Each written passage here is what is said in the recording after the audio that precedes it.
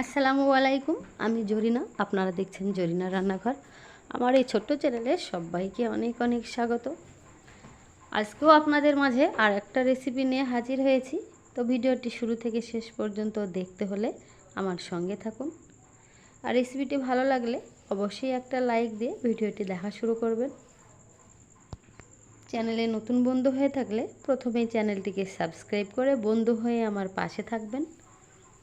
আর ভিডিওটি অনেক অনেক শেয়ার করে সকলকে দেখার একটু সুযোগ করে দেবেন। তো প্রথমে আমি একটি কড়াই নিয়ে নিয়েছি আর নিয়ে নিলাম 2 বাটি চিনি। তো এরকম সাইজের কাচের বাটি 2 বাটি চিনি নিয়ে নিলাম। আর একটি নারকেল কোড়া আমি আগে থেকে কুড়ে রেখেছিলাম। তো এই নারকেল কোড়া 2 বাটি চিনি দিয়ে আমি একটি নারকেলের চাঁচি বানাবো।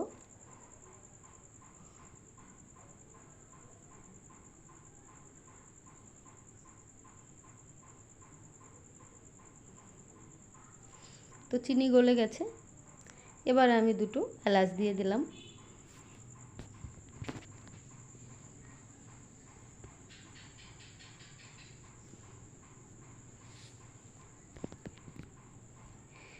এই নারকেলের চাঁচি বা পুর বানাতে আমার 15 মিনিট টাইম লেগেছিল।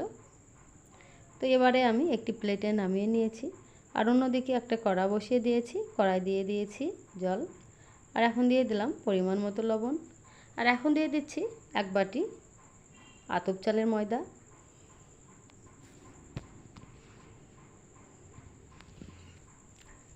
খুব ভালোভাবে মাখিয়ে নেব এবার।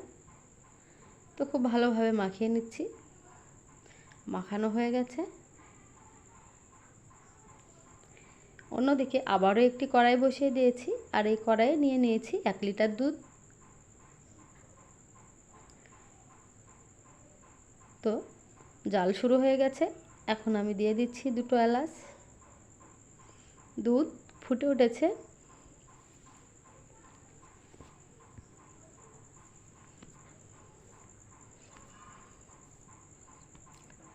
তো এরকমভাবে আমি 20 মিনিট দুধ ফুটিয়ে নেব।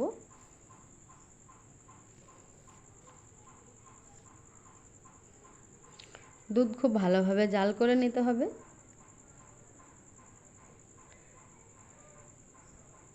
দুধ ভালোভাবে জাল করে নিয়ে ঘন করে নিতে হবে, তাহলে এই রেসিপিটি খেতে খুব ভালো লাগবে। তো এভাবে আমি 20 মিনিট ধরে ফুটিয়ে নেব বা জাল করে নেব।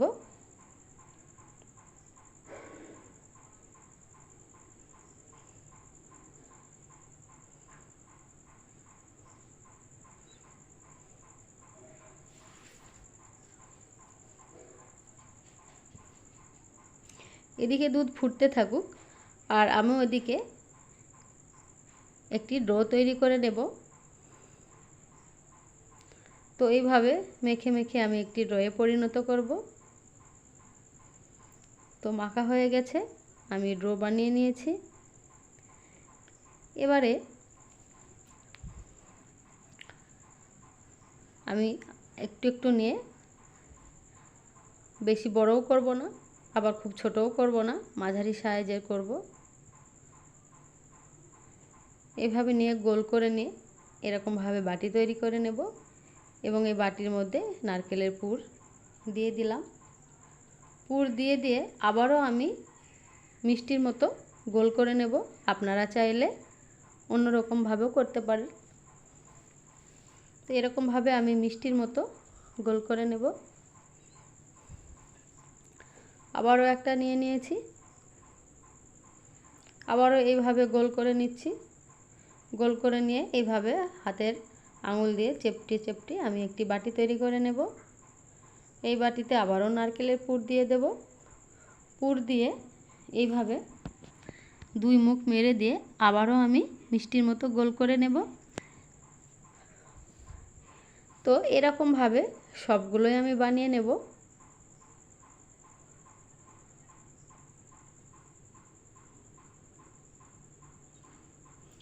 তো একে একে আমি সবগুলো বানিয়ে নিয়েছি।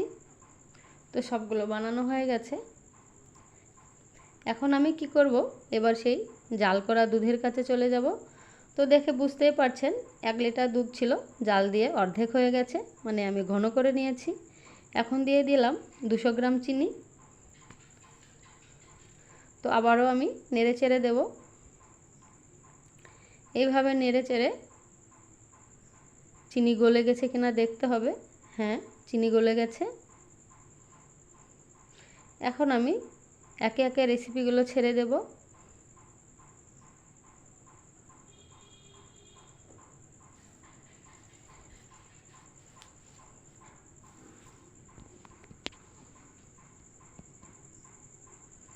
এবারে আমি সবগুলো দিয়ে ঢাকনা দিয়ে 6 থেকে 7 মিনিট জাল করে নেব।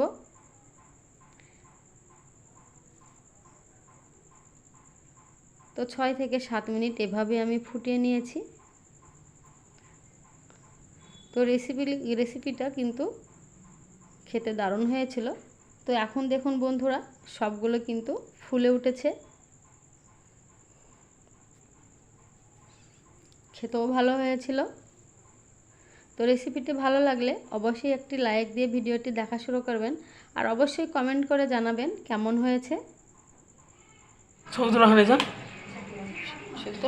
এবারে আমি একটি ভেঙে দেখিয়ে দেব। চামচ দিয়ে কেটে নিচ্ছি। খুব নরম হয়েছিল আর খেতেও কিন্তু ভালো হয়েছিল। তো এতক্ষণ আপনারা দেখছিলেন জরিনা রান্নাঘর। তো আজকের মতো ভিডিওটি এখানেই শেষ করলাম। দেখা হচ্ছে আগামী দিন নতুন কোনো রেসিপি নিয়ে। আল্লাহ হাফেজ।